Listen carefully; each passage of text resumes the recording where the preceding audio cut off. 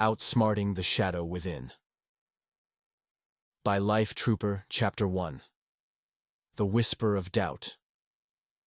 Ethan Kane sat in his corner office, staring at the glowing notification on his screen. The promotion he'd worked tirelessly for had gone to someone else. Again.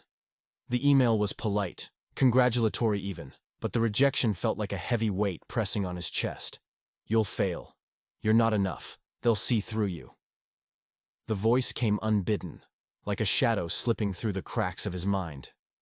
Ethan called it the shadow, a persistent critic that had haunted him for years. He tried to ignore it, shaking his head and closing his laptop, but the words lingered. Walking home through the busy streets of the city, Ethan felt the neon lights blur around him. His chest tightened with frustration and shame. Lost in thought, he almost didn't notice the small, dusty bookstore tucked between two towering skyscrapers. Its sign, made of aged wood, read, "Your greatest battle lies within."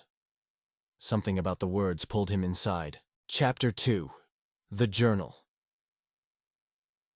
The bookstore smelled of aged paper and mystery. Shelves reached high to the ceiling, packed with books in languages Ethan couldn't recognize. Behind the counter sat an older man with sharp eyes and a calm demeanor. "Looking for something specific?" the man asked, his voice steady. Ethan hesitated. "I don't know. I just walked in." The man studied him for a moment, then reached beneath the counter and produced a worn leather journal. "Take this," he said. "Inside, you'll find the tools to defeat your shadow, but the journey will be yours to make." Ethan opened the journal, only to find its pages blank.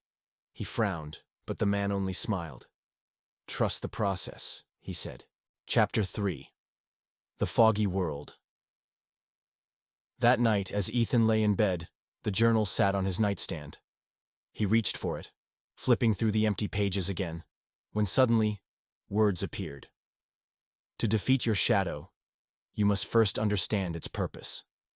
Before Ethan could react, a strange sensation overtook him. His room dissolved, replaced by a surreal world shrouded in gray fog. Buildings resembling his city stood around him, but everything felt distorted and dreamlike. In the distance, he saw it. The shadow, a towering, dark figure with glowing red eyes. "You can't escape me," it said, its voice a cold echo. "I've been with you since the beginning." Ethan clutched the journal as more words appeared. "Ask it why it exists." With trembling hands, Ethan shouted into the fog. "Why are you here? What do you want from me?" The shadow paused, its glowing eyes narrowing. "I exist to protect you, to keep you from risking too much, failing too hard, or dreaming too big." Ethan stared at it, realization dawning. The shadow wasn't just a tormentor. It was a distorted version of himself, born from years of fear and self-doubt. Chapter 4. The Trials. The journal led Ethan through a series of trials, each designed to confront a piece of his inner struggles. The Hall of Mirrors. Ethan found himself surrounded by mirrors, each reflecting a version of himself in moments of failure. He saw himself as a child, standing on stage at a spelling bee, forgetting the final word. He saw the heartbreak of his last relationship, the promotion he had lost that morning. The journal's words appeared. "Your failures are lessons, not verdicts.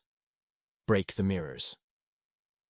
With newfound determination, Ethan shattered the glass, each crack echoing like liberation.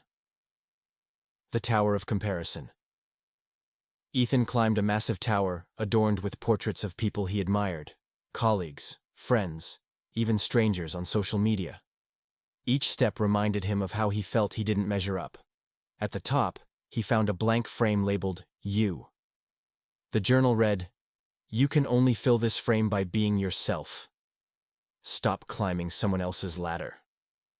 Ethan placed his hand on the frame, and it glowed, filling with an image of his true self. The Fog of Fear. Ethan walked through dense fog, hearing whispers of judgment and rejection. His pace slowed, but the journal guided him. "Fear isn't the enemy. It's the fuel for courage. Keep moving." With each step, the whispers faded, replaced by silence. Chapter 5. The Final Confrontation.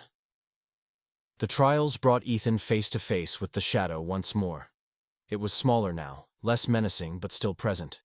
The journal's final entry read, "To overcome your shadow, you must embrace it. It is a part of you, not the whole of you."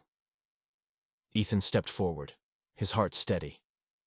"You're not my enemy," he said. "You tried to protect me, but you held me back. I choose to lead now." The shadow's red eyes softened, its form dissolving into a faint silhouette. It whispered, "I'll always be here, but I'll follow your lead." Chapter 6. A New Path. Ethan woke up in his bedroom, the journal sitting on his nightstand. This time, its pages were filled with affirmations and lessons from his journey. The next day at work, Ethan spoke confidently in a meeting, pitching an idea he had kept to himself for months. He reconnected with an old friend, started working on a passion project, and even began mentoring a junior colleague. The shadow's voice occasionally whispered, but now Ethan responded, "I hear you, but I'm in charge." Months later, Ethan walked past the spot where the mysterious bookstore had been, but it was gone. In its place was an empty lot with a single wooden sign that read, "Your greatest strength lies within." Ethan smiled, tucking the journal into his bag. His battle wasn't over, but for the first time, he felt ready to face whatever came next.